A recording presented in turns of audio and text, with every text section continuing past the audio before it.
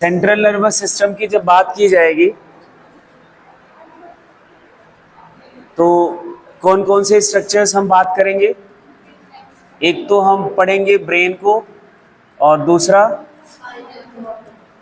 Spinal cord के बारे में। ठीक है, इस दोनों स्ट्रक्चर के बारे में अपन को बात करनी है। यहाँ अलग अलग एज ग्रुप्स का आपको पिक्चर दिखाया गया है और ब्रेन की एक्टिविटीज है ना। किसी एज ग्रुप में आपकी एक्टिविटी कुछ और होती है, किसी एज ग्रुप में आपकी कंट्रोल जो है, कंट्रोल एंड कोऑर्डिनेशन, वो थोड़ा और डेवलप हो जाता है। आप जब बड़े हो जाते हो तो और ज़्यादा डेवलप हो जाता है। कभी वही ब्रेन आपका उतना कंट्रोल, उतना कोऑर्डिनेटेड नहीं होता है जब आप बहुत छोटे या अंडर या कहें कि डेवलपिंग कंडीशन में जब हमारा ब्रेन होता है। ब्रेन के लिए एक बात हमेशा याद रखना, जो हमारा ब्रेन है यही सेंट्रल इंफॉर्मेशन प्रोसेसिंग ऑर्गन है।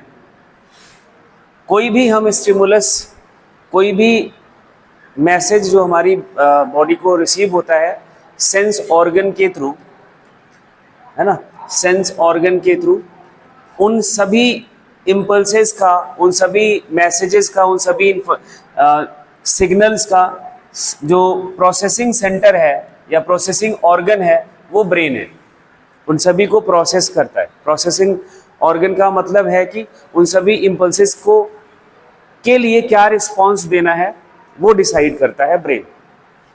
कुछ इम्पल्सेस के लिए हमारा स्पाइनल कॉर्ड भी है जो आपका प्रोसेसिंग कर सकता है, करता है, लेकिन वो बहुत कम एक्टिविटी या बहुत कम इम्पल्सेस हैं, उसके बारे में अपन बात करेंगे।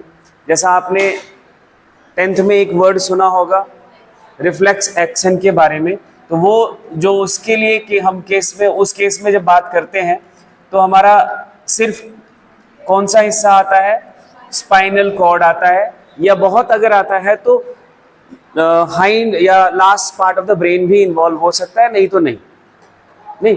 ठीक है, तो मेन जो हमारा सेंट्रल, या हम जिसे सेंट्रल वर्ड इसीलिए यूज कर रहे हैं क्योंकि ये मेन प्रोसेसिंग ऑर्गन है ना। अगर कोई और होता तो हम ये सेंट्रल वर्ड नहीं देते। ठीक है, of our body and act as a command and control system.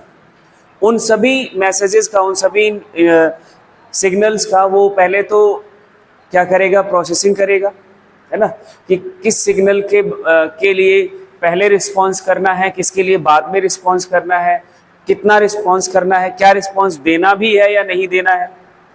बहुत सारी चीज़ें होती हैं। कंट्रोल का मतलब होता है कि कौन सा, देखो आप एक वर्ड आपने सुना होगा प्रायोरिटी, है ना, कि कौन सा काम को पहले करना है, वो प्रायोरिटी है। आपके पास बहुत सारे टास्क होते हैं एक टाइम पे, एक पर्टिकुलर मूवमेंट पे, लेकिन हम उन टास्क को पहले परफॉर्म करते हैं जो बहुत इंपॉर्टेंट है, उसके बाद दूसरा, उसके बाद तीसरा, उसके बाद चौथा, ऐसा कुछ हम करते हैं। तो हमारी बॉडी में भी इतना पूरा बड़ा सा अपना बॉडी है और बहुत सारे सेंस ऑर्गन्स हैं। सभी ऑर्गन से सेंसेस जा रहे हैं, सभी सेंस ऑर्गन्स इम्पल्स भेज रहा है किसके पास, उस प्रोसेसिंग ऑर्गन के पास। उस प्रोसेसिंग ऑर्गन को ये भी डिसाइड करना होता है कि भाई कौन से इम्पल्स का रिस्पांस पहले देना है, कौन से का बाद में देना है, कितना रिस्पांस देना है और नहीं देना है या देना है, वो सब कुछ डिसाइड करता है ये आपका कंट्रोल सिस्टम, जिसे हम ब्रेन कहते हैं, है ना। कंट्रोल सिस्टम पहले तो वो प्रायोरिटाइज कराता है, रिस्पांस देना ना देना यही डिसाइड करता है, एंड फिर उसके बाद कमांड देता है। कमांड का मतलब जो आपका रिस्पांस, जिसे हम कह रहे हैं, जो आपका एक्शन होगा, जिसे हम कह रहे हैं दैट इज ए कमांड। वो कमांड जब तक नहीं मिलेगा तब तक आपका एक्शन नहीं होगा, बॉडी का एक्शन नहीं होगा। एक नॉर्मल बीइंग में हम क्या समझते हैं, जब कोई हमें स्टिमुलस मिलता है तो हमारा रिस्पांस आता है। अगर वही जिसका दिमाग ठीक ना हो, जिसका ये नर्वस सिस्टम ठीक काम ना कर रहा हो, जिसे आप पागल कहते हो, तो वो इम्पल्स तो जाता है, उसको सेंस ऑर्गन काम कर रहे होते हैं, लेकिन प्रोसेसिंग के बाद कमांड नहीं आता या प्रोसेसिंग नहीं होती। कुछ भी गड़बड़ हो सकता है, प्रोसेसिंग नहीं हो सकता या कमांड नहीं आता, तो वो पागल है। इसलिए उसको हम क्या बोल रहे हैं, पागल है ना, उसका दिमाग ठीक नहीं है। तो ये आपको दोनों बातें समझ के रखनी है। अब हमारा जो ये ब्रेन है और स्पाइनल कॉर्ड है, या हम सेंट्रल नर्वस सिस्टम की बात करें, पहले हम स्पेशली ब्रेन के बारे में बात करेंगे। तो ये जो हमारा ब्रेन है ये बड़ा इंपॉर्टेंट ऑर्गन हुआ, या हम कहें तो बॉडी का सबसे इंपॉर्टेंट ऑर्गन है आपका ब्रेन, है ना। इसके ऊपर बहुत सारी कवरिंग्स हैं, और एक कवरिंग के लिए यहाँ पे बात लिखा हुआ ब्रेन मेनिंजीज। कवरिंग कौन कौन सी है? पहले तो आपका ब्रेन जो है वो हेयर से कवर्ड है, उसके बाद आता है इसके नीचे स्किन, फिर इसके नीचे आपका क्या आ जाता है, स्कल जो स्केलेटन सिस्टम से बना हुआ है, फिर इसके नीचे आ जाता है आपका ब्रेन मेनिंजीज। कितनी कवरिंग्स हो गई? हेयर भी एक कवरिंग है ब्रेन की, जो टेम्परेचर और रेगुलेशन में और सारे एक्टिविटी में ये रोल प्ले करता है। स्किन की कवरिंग है, उसके बाद फिर एक बहुत हार्ड कवरिंग है स्केलेटन सिस्टम की, जिसे स्कल बोलते हो। फिर उसके बाद आ जाता है आपका क्या, ब्रेन मेनिंजीज। अब ये जो ब्रेन मेनिंजीज है इसके बारे में अपन को बात करनी है। ब्रेन मेनिंजीज क्या है और कितने लेयर से बना हुआ है? Brain is covered by 3 membranes of connective tissue. पहले तो ये बात आपको याद रखनी है, ये मेम्ब्रेन्स बनी है कनेक्टिव टिश्यू से, जिसे हम मेनिंजीज या मैनिक्स के नाम से हम बोलेंगे। मेनिंजीज बोलोगे या फिर मैनिक्स के नाम से बोलोगे। और ह्यूमन ब्रेन एक वेल प्रोटेक्टेड है, किसके थ्रू? स्कल के थ्रू। स्कल ही हमारा बहुत हार्ड है ना, और उसके अंदर वो ब्रेन हमारा पैक्ड है। उसके बावजूद, स्कल के बावजूद हमारा ब्रेन कवर्ड है। Inside the skull the brain is covered by cranial meninges consisting of an outer layer called dura mater and very thin middle layer arachnoid and inner layer which is in contact with the brain tissue is called pia mater। ये 3 layer से meninges बना है। कितने layer से? 3 layer से। सबसे बाहर वाली लेयर को हम बोलते हैं क्या? Dura mater. फिर इसके बाद जो बीच में लेयर आती है वो एरेक्नोइड है, ये सबसे पतली लेयर है। इसके बाद सबसे अंदर जो लेयर है वो पिया मैटर बोलते हैं। और ये आपका जो ब्रेन का टिश्यू है, ब्रेन का टिश्यू क्या है? न्यूरॉन्स हैं, उसके कांटेक्ट में होता है, उसके कांटेक्ट में होता है। तो आप ये तीनों लेयर्स के नाम याद कर लो और इसी सीक्वेंस में याद कर लो। ये आउटसाइड टू इनसाइड भी आपसे पूछा जा सकता है और इनसाइड टू आउटसाइड भी पूछा जा सकता है। दोनों सीक्वेंस में आपको पता होना चाहिए, आउटसाइड टू इनसाइड या फिर inside to outside. Outside to inside याद करने के लिए आप ये वर्ड याद कर लो, आउटसाइड टू इनसाइड। एक, हाँ, ये सबके एज अ फर्टिलाइजर आपने सभी ने सुना होगा इसका नाम। तो ये आप वर्ड, ये तो 3 लेटर्स याद कर लो, DAP, और आपको बात याद रहेगी। D से आपका ड्यूरा मैटर, A से एरेक्नोइड, P से पिया मैटर। तो तीनों लेयर्स का नाम सीक्वेंस में आपको याद रहेगा और ये बहुत इंपॉर्टेंट है, तीनों लेयर्स का नाम। ठीक है, तो 3 लेयर से बना है और तीनों लेयर्स क्या हैं? कनेक्टिव टिश्यू से बनी हुई लेयर्स। ठीक है, अब देखो इन सभी लेयर्स को यहाँ पे दिखाया गया है, ध्यान से इस पिक्चर को देखना।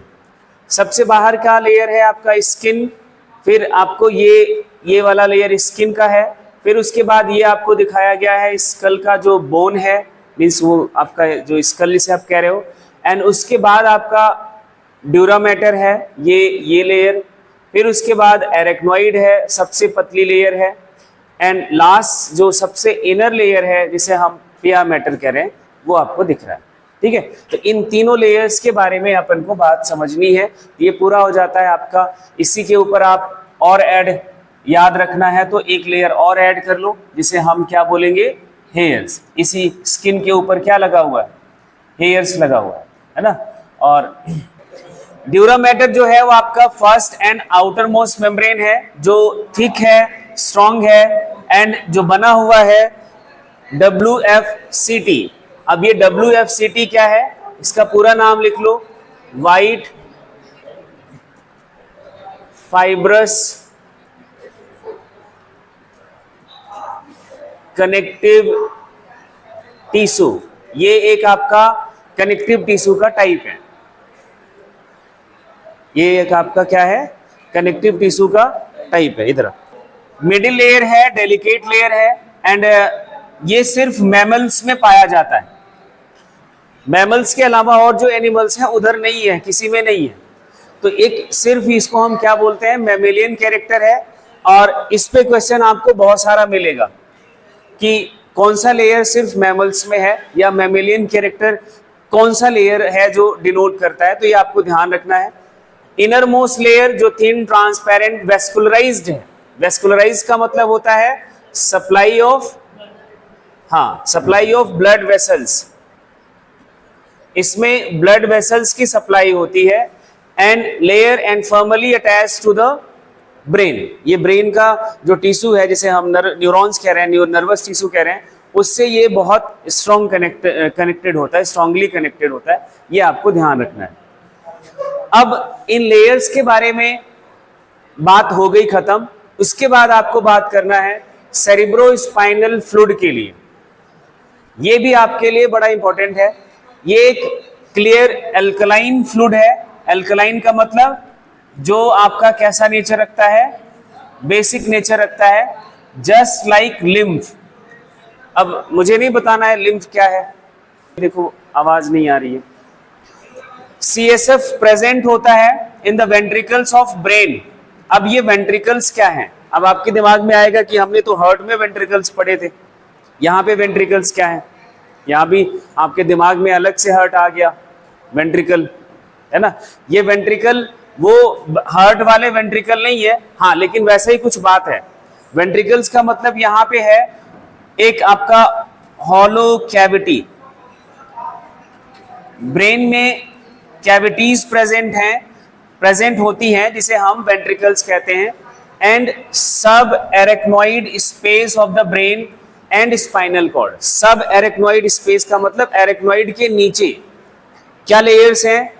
सबसे पहले ड्यूरा मैटर है, फिर उसके बाद एरेक्नोइड लेयर है, फिर उसके बाद पेया मैटर है। अब इसके नीचे का मतलब हुआ कि ये आपका, और ये क्या है, एरेक्नोइड है। इनके बीच में आपका CSF प्रेजेंट है। किधर प्रेजेंट है? CSF एरेक्नोइड और पेया मैटर के बीच में प्रेजेंट है। ये आपको ध्यान रखना है। यहां पे है CSF, पहली बात। दूसरा आपको और कहां मिलेगा? Ventricles of the brain. Ventricles of the brain का मतलब क्या है? That is a cavity of the brain. ये ब्रेन की कैविटीज है जो हमारे इनिशियल ब्रेन में होता है। जब भी हम एम्ब्रियोनिक स्टेज में होते हैं या हम इन्फेंट होते हैं और डेवलपमेंट की इस कंडीशन में होते हैं, हमारे ब्रेन्स में छोटे छोटे कैविटीज होते हैं, खाली दिमाग होता है। क्या बोलते हैं? खाली दिमाग। वो वेंट्रिकल्स में ये CSF भरा हुआ है, ठीक है। इसीलिए हमने बोला कल कि at the age of 6 year 90% of the brain development occurs. वो 6 साल तक आपने इनिशियली दिनों में देखा होगा कि यहाँ पे एक बोन नहीं होती, स्कल नहीं होता छोटे बच्चों का इधर। हाँ, अभी आपके पास तो है, अभी आपका हॉलो नहीं है। वो स्कल भी डेवलपमेंट की कंडीशन में रहता है और ब्रेन भी डेवलप हो रहा होता है। पूरी तरह से डेवलप ब्रेन नहीं होता जो कोई भी बच्चा आता है। तो ये कैविटीज हैं, ये ध्यान रखना, और कुछ नहीं है ना। और जो आपका CSF इनके मेम्ब्रेन के मींस जो ब्रेन की कवरिंग है, उसमें अगर हम बात करें तो सब एरेक्नोइडल स्पेस है, या सब एरेक्नोइड है, मतलब एरेक्नोइड के नीचे है। एरेक्नोइड के नीचे कौन सा लेयर आएगा? 2 लेयर्स आएंगी, एक तो आपका एरेक्नोइड और कौन सा, पिया मैटर के बीच में है। दोनों हिस्सों में ब्रेन का भी जो कवरिंग है और स्पाइनल कॉर्ड, आपका ब्रेन और स्पाइनल कॉर्ड के ऊपर ये प्रेजेंट होता है आपका। ये देखो, ये तो ब्रेन के ऊपर हो जाएगी कवरिंग इनकी, जो मेनिंजीज हैं 3 लेयर की, ये पूरा ब्रेन कवर्ड होगा। और जो यहाँ से स्पाइनल कॉर्ड अराइज होता है that is also covered with meninges. ये मेनिंजीज से ये भी कवर्ड होता है, इनके ऊपर भी इसी मेनिंजीज की कवरिंग होती है पूरी। तो ये मत सोचना कि स्पाइनल कॉर्ड नहीं कवर्ड है, वो भी कवर्ड होता है मेनिंजीज से। यही बात आपको उधर लिखी हुई मिलेगी। अब इस सीएसएफ का फंक्शन क्या है वो देखो। ये आपका ब्रेन का प्रोटेक्शन करता है, act as a shock absorber medium and works as a कुछ। ब्रेन में कोई जर्क लगता है, पहले तो वैसे भी आपका बहुत प्रोटेक्टेड ब्रेन है, स्किन है, स्कल है, वैसे ही इतना हार्ड है, उसके बावजूद भी अगर कोई जर्क लगता है, उस जर्क को ये बियर करता है आपका ब्रेन का जो मान लिया कि ये दो लेयर्स अपन ने बना ली, ये आपका एरेक्नोइड हो गया, पिया मैटर हो गया, इधर आपका फ्लूइड भरा हुआ है, तो ब्रेन जरा सा भी इधर उधर होगा तो ये फ्लूइड के ऊपर जाता है और फ्लूइड उसको क्या करता है, मिनिमाइज कर देता है, जिससे हमारा ब्रेन के ऊपर इम्पैक्ट कम पड़ता है। ठीक है, तो ये आप ध्यान रखना। और it provide buoyancy to the brain, brain को बर्नसी प्रोवाइड करता है क्योंकि चारों तरफ उसका पानी पानी सा भरा हुआ है, एक फ्लूइड है ना, और उसी पे हमारा ब्रेन पूरा फ्लोट कर रहा होता है। सो जो net weight of the brain है is reduce from the about 1.4 kg to about 0.18 kg। जो आपका एक्चुअल वेट होता है ब्रेन का, मीन्स टोटल जो वेट है ब्रेन का, उतना आप इससे माइनस कर देना होता है, इतना अमाउंट है सीएसएफ का। ठीक है, तो ये आपको ध्यान रखना होगा कि ब्रेन किससे प्रोटेक्टेड है, और वो है आपका सीएसएफ। सीएसएफ बहुत इंपॉर्टेंट है। जैसे आपने एक और बात सुना होगा कि छोटे बच्चों का जो ब्रेन होता है ना, बहुत ज़्यादा वो सेक नहीं करना होता है, हेड वो सेक नहीं करते, इसीलिए क्योंकि अभी वो पूरी तरह से डेवलप नहीं है, उनका सीएसएफ भी इतना ज़्यादा नहीं बना होता कि वो पूरा जर्क झेल पाए। ठीक है, तो वो ज़्यादा उनका ब्रेन भी नहीं सेक करते। और अपने साथ भी सबसे यही इंपॉर्टेंट बात है, हेलमेट क्यों लगाते हो? हेलमेट क्या करता है? हेलमेट देखोगे तो एक मेटल का कवर है और इसके नीचे भी एक आपका क्या है, फोम का लेयर है, जो अगेन वही काम करता है कि अगर आपका कहीं एक्सीडेंट हुआ और गिरे तो शॉक को एब्जॉर्ब कर ले। और शॉक एब्जॉर्बर हम लगाते हैं इसलिए बच जाते हैं, नहीं लगाओगे तो फिर सीधा आपका स्कल पे इंजरी जाएगी, स्कल पे जाएगा तो ब्रेन का डैमेज होने का चांस ज़्यादा है। तो आप इस बात को जरूर फॉलो करें कि भाई अब देखो मेन ऑर्गन है और इसी के साथ अगर आप खिलवाड़ करोगे तो बॉडी तो जाएगी जाएगी। ब्रेन में अगर एक हिस्सा भी डैमेज हो गया तो बॉडी का कुछ ऑर्गन काम ही नहीं करना बंद कर देगा। काम करना मतलब उसका कमांड खत्म, कंट्रोल खत्म, तो क्या करोगे उससे? आप पैरालाइज्ड इंसान को देख लो, एक ऑर्गन का वो नर्वस सिस्टम काम करना बंद कर देता है, कुछ टाइम के बाद वो हाथ ऐसे हो जाता है, कुछ टाइम के बाद तुरंत वो उस पर कंट्रोल कमांड सब खत्म उसका, और धीरे धीरे मसल्स रिड्यूस होके वो ऐसे अजीब सा हो जाता है, ऐसा जाता है। पूरे जीवन वही करना होगा। आप ऐसे सोचो, ब्रेन को आप इतना ज़्यादा लाइटली क्यों ले रहे हैं, है ना? तो इसलिए आप जब भी अभी तो अंडर एज हो, जब एज वेज हो जाए तो बिना हेलमेट के बाइक वाइक मत चलाना, और परी तो मत बनना तुम लोग पापा की, क्योंकि तुम्हारे पास भी दिमाग है और गिरोगे तो फूटेगा, है ना? ये मत सोचना कि हमारा दिमाग तो लोहे का बना हुआ है। और ज़्यादा एक्सीडेंट लड़कियां करती हैं, लड़के कम करते हैं, ये भी बात सही है। ठीक है, चलो अब ब्रेन के पार्ट्स की बात करनी है। ब्रेन को हम 3 हिस्सों में डिवाइड कर सकते हैं अपनी अंडरस्टैंडिंग को बेटर करने के लिए, समझने के लिए। ऐसा कोई हम ऐसा नहीं कह सकते कि ऐसा कोई बहुत फिक्स, बहुत एप्रोप्रिएट क्लासिफिकेशन है, ये हमारी अंडरस्टैंडिंग के लिए है। Fore brain, mid brain, hind brain, कल आप लोगों ने अगर रिवाइज किया होगा तो आपको ये बारे में पता है, 10th में भी यही सब बातें पढ़ी थी। फोर ब्रेन हमारा बना होता है सेरिब्रम, थैलेमस और हाइपोथैलेमस से। ये 3 पार्ट्स हैं फोर ब्रेन के, ये आपको नाम याद करने हैं, सेरिब्रम, थैलेमस और हाइपोथैलेमस। ये थैलेमस और हाइपोथैलेमस के बारे में तो आपको नेक्स्ट चैप्टर में भी बात करना है, केमिकल कंट्रोल एंड इंटीग्रेशन में। ये दोनों आपके as a endocrine, hypothalamus, thalamus तो नहीं आएगा, हाइपोथैलेमस आपका एज अ एंडोक्राइन ग्लैंड भी काम करता है, या हम इसी को एक नाम और देते हैं। मास्टर ग्लैंड कौन सी ग्लैंड का नाम था? पिट्यूटरी ग्लैंड, ये पिट्यूटरी ग्लैंड को डायरेक्टली कंट्रोल करता है, इसलिए इसको हम बोलते हैं, हाँ, तो ये भी आपको याद रखना है। और ये किसी हार्मोन के थ्रू नहीं कंट्रोल करता, डायरेक्ट न्यूरल कंट्रोल है पिट्यूटरी ग्लैंड के ऊपर, वो अपन नेक्स्ट चैप्टर में बात करेंगे, बड़ा इंपॉर्टेंट है, ये अपन बात करेंगे। अब जरा इन सभी इस पिक्चर में इन तीनों पार्ट्स को देखो। ये आपका पूरा हिस्सा जो दिख रहा है, ये पूरा हिस्सा सेरिब्रम का है। ये किसका है? सेरिब्रम का है। और सेरिब्रम भी दो हिस्सों में डिवाइडेड है, दो इक्वल हाफ में डिवाइडेड है। जैसे आप ये बीच में क्या बनाते हो, बाल को इधर दो हिस्सों में करके,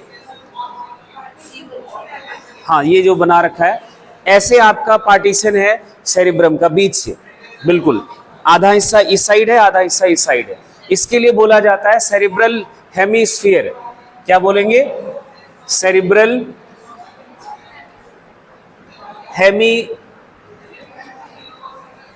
हेमिस्फीयर। अब लेफ्ट साइड का है तो लेफ्ट लिख दोगे, और राइट साइड का है तो क्या लिख दोगे? राइट लिख दोगे। राइट सेरिब्रल हेमिस्फीयर है और आपका लेफ्ट सेरिब्रल हेमिस्फीयर है। ऐसे बीच से दिमाग को काटो तो इधर वाला और इधर वाला मिलेगा। ऊपर से देखोगे, ऊपर से स्कल ऐसे ओपन करके, ऊपर से सारा स्कल का बोन वो स्किन हटा के, अब आपको ऐसा दिखेगा राइट सेरिब्रल हेमिस्फीयर और आपका लेफ्ट सेरिब्रल हेमिस्फीयर। बीच में आपको एक ग्रूव मिलेगा, ये जिसे आप क्या बोल रहे हो, चीर, सीवन, जो भी आप बोल रहे हो वो है ना? वो एक्चुअली वो नहीं है, ये एक इन दोनों हेमिस्फीयर्स को कनेक्ट करने का स्ट्रक्चर है, जिसका नाम है क्या? Corpus callosum. क्या बोलते हैं? दोनों ये हेमिस्फीयर्स को जोड़ता है एक टिश्यू जिसका नाम है कॉर्पस कैलोसम। ये बहुत इंपॉर्टेंट टर्म है। सेरिब्रल हेमिस्फीयर्स को कनेक्ट कौन करता है? तो आप जरूर याद रखना, क्या? Corpus callosum. 2-3 बार इसको बोल लो, याद हो जाएगा अभी, और आपने ये शायद पढ़ा भी होगा। Cerebrum forms the major part of the brain of human. सबसे मेन पार्ट हमारा, या मैक्सिमम जो, या हम कहें largest part of the brain cerebrum है। एक आपको डीप क्लेफ्ट मिलेगा सेरिब्रम को, जो लॉन्गिट्यूडनली दो हिस्सों में डिवाइड करता है, दो हाफ्स में डिवाइड करता है, जिसे हम बोलते हैं लेफ्ट राइट सेरिब्रल हेमिस्फीयर, जो आपने देख लिया। और इन दोनों हेमिस्फीयर्स को जोड़ने का काम करता है कौन? Corpus callosum. And corpus callosum is also a mammalian character, means corpus callosum is only present in mammals. एक तो आपका कौन सा लेयर था? एरेक्नोइड। दूसरा ये corpus callosum largest commissure of the brain है। कमिसस का मतलब होता है वो, अभी आपने जो बोला, क्लिफ्ट, ग्रूव, लार्जेस्ट गड्ढा है आपके ब्रेन में, इधर कॉर्पस कैलोसम, या हम बात करें जो दोनों हेमिस्फीयर को जोड़ने वाला स्ट्रक्चर है। ठीक है, ये भी एक मैमेलियन कैरेक्टर है, ये ध्यान रखना। और ब्रेन पे जो अच्छे वाले क्वेश्चन है वो आप में यही बनेंगे, मैमेलियन कैरेक्टर्स कौन कौन सा पार्ट है जो ह्यूमन ब्रेन में ही है और किसी के साथ नहीं। ठीक है, अब देखो, एक जो आपका, देखो वैसे इसको हम ऑथेंटिसाइड नहीं कर सकते क्योंकि ये साइंटिफिक एक्सपेरिमेंट नहीं है, ये आपका साइकोलॉजिकल ऑब्जर्वेशन का रिजल्ट है। जैसे आप मोस्टली, या मेन पॉपुलेशन जो ह्यूमन की है वो राइट हैंडेड होती है, ज्यादातर लोग राइट हैंडेड होते हैं, 1-2% होते हैं जो लेफ्ट हैंडेड भी होते हैं। तो ये देखा जाता है कि जो राइट हैंडेड है उसका लेफ्ट सेरिब्रल हेमिस्फीयर जो है वो ज्यादा डेवलप होता है एज कंपेयर टू राइट। अगर आप राइट हैंडेड हो तो ब्रेन कौन सा हिस्सा ज्यादा डेवलप्ड है? लेफ्ट, उल्टा, जस्ट अपोजिट। और अगर आप लेफ्ट हैंडेड है तो राइट वाला। ऐसा है, ऐसा क्यों? क्योंकि सेरिब्रल हेमिस्फीयर के लिए outer part of the cerebral hemisphere is called cerebral cortex. जब इस सेरिब्रल हेमिस्फीयर का हम क्रॉस सेक्शन कट करें, क्रॉस सेक्शन नहीं बोलेंगे, एलएस कट करें ऐसे, तो आपको दो हिस्से मिलेंगे।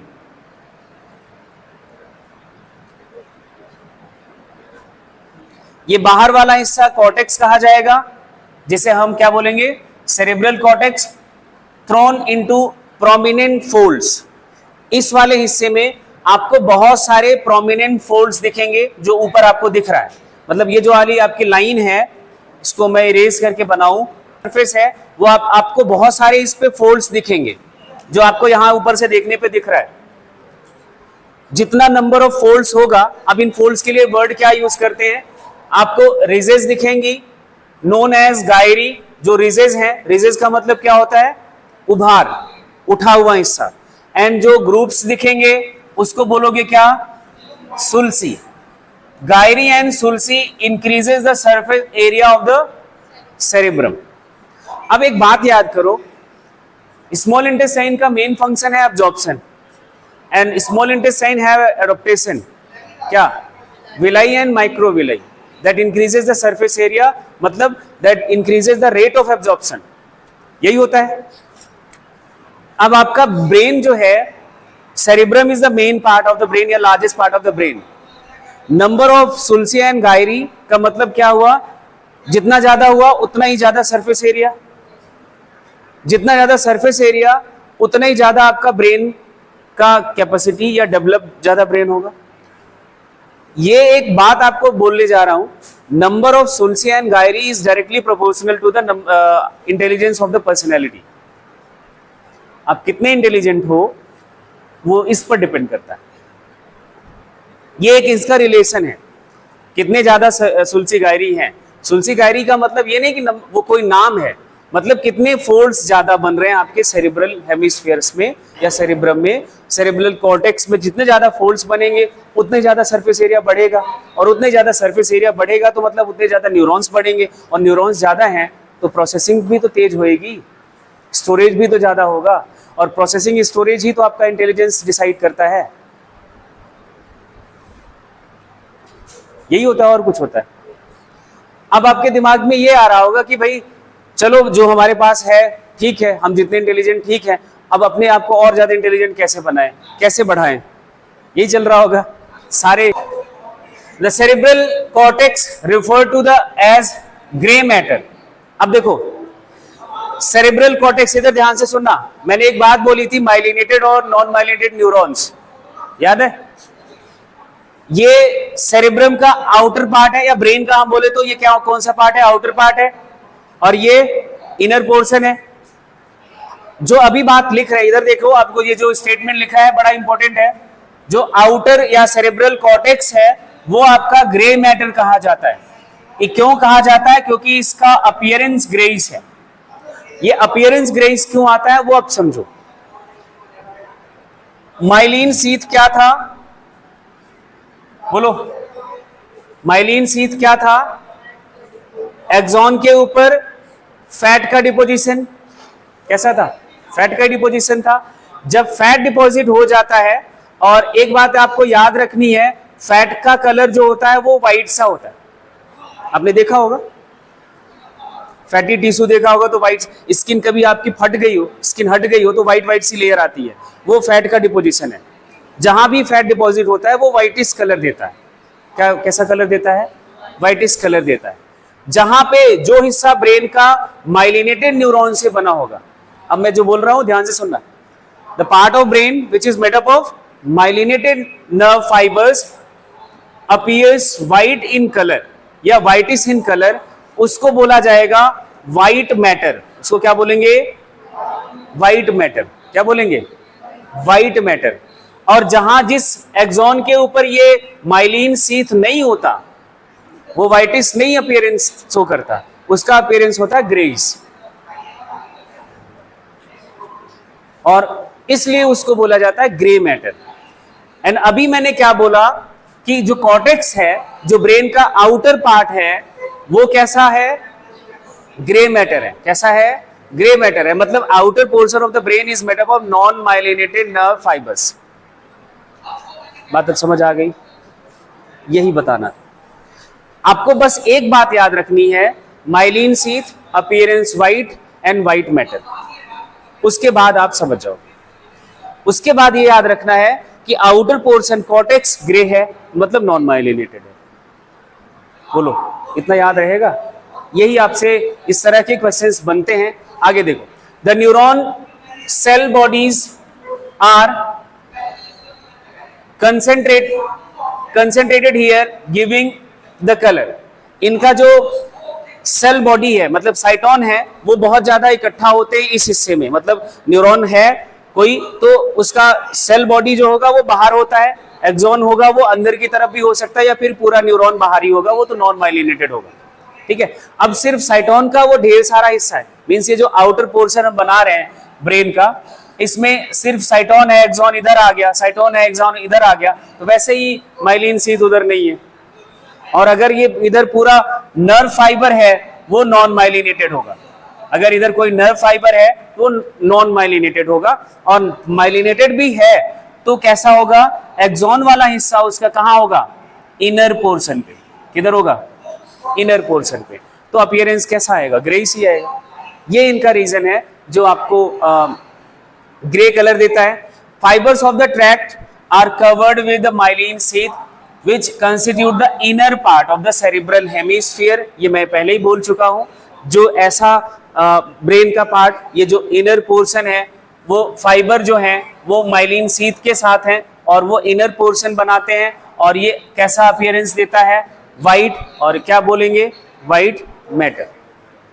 मतलब ब्रेन का जो आपको बात याद रखना है वो ऐसे याद रखना है, एक सर्कल खींचना है, इधर जी लिखना है, इधर वाइट लिखना है, बस ये बात याद रखनी ब्रेन के केस में।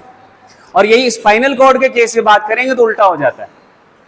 स्पाइनल के अभी आगे अभी स्पाइनल कॉर्ड आगे पढ़ोगे ब्रेन खत्म होने के बाद, तो यहाँ स्पाइनल कॉर्ड के केस में ऐसा हो जाता है। उसका भी हम दो हिस्से हमें देखने को मिलेगा, इनर एंड आउटर।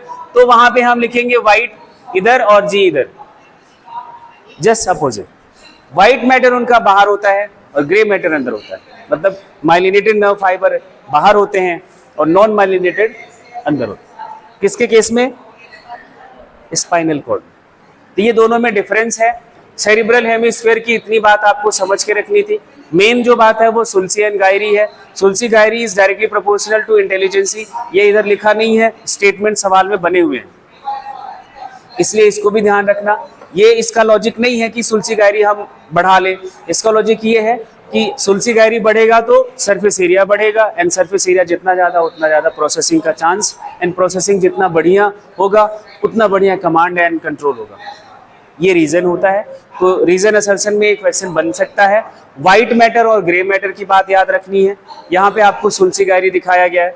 ये आपका एक सुलस है, सल्कस एक्चुअली।